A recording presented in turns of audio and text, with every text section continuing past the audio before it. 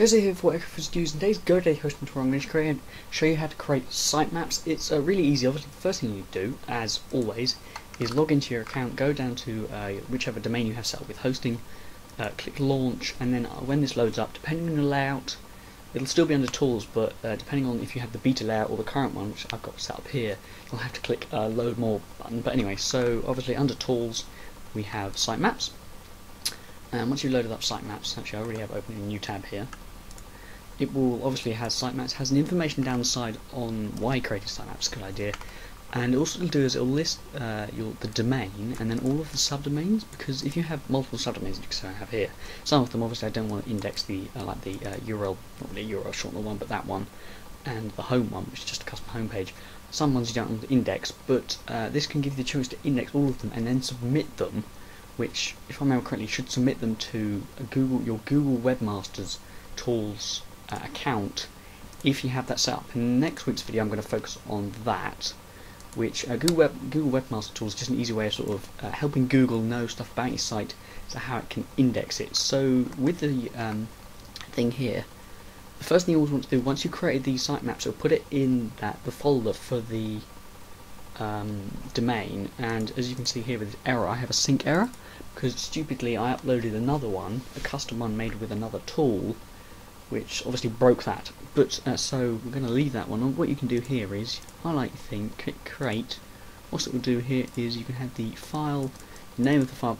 Compress will just layer out compress to take up less space in the file. Your web crawl, nothing here you really need to change. Crawl depth which means it's how many links in, so it goes from the home page, how many links in on different pages it will follow down. But you can leave that. I'd leave that as it is and then just click OK. And what it will do is it will find the pages for this. I don't know how many pages it's actually going to find. It's only found one because there is only one page you can actually get to. So once it's done that, you click done. And as you'll see here, you'd have now we have the name of the sitemap file, the number of domains counted, which is 1 out of 1 or 18 in that case, modified, and URLs, and when it was collected, that's wrong, ignore that time, that's completely and utterly wrong, but so it doesn't matter. And then what you can do here is you can either delete, rename, submit, edit. By clicking edit, it will give you the list of all the things in here, and what you can do then is add your own ones in manually, which is quite nice. It's going to load that up. Obviously here you can, I don't know, apparently you can't. I thought you could add your own ones in manually, but apparently you have to crawl this again, which is not so great.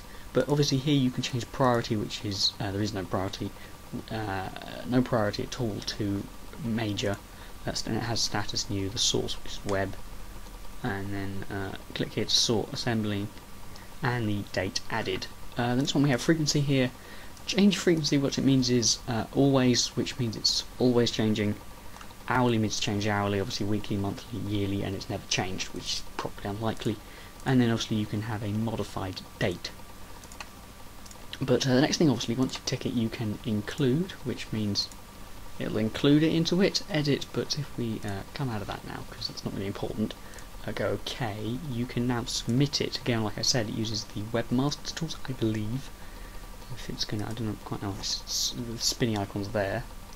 Submit. They should do. Sitemap successfully submitted, and as far as I can tell, that does submit it to the Webmasters tool, but I'm not exactly sure. Oops.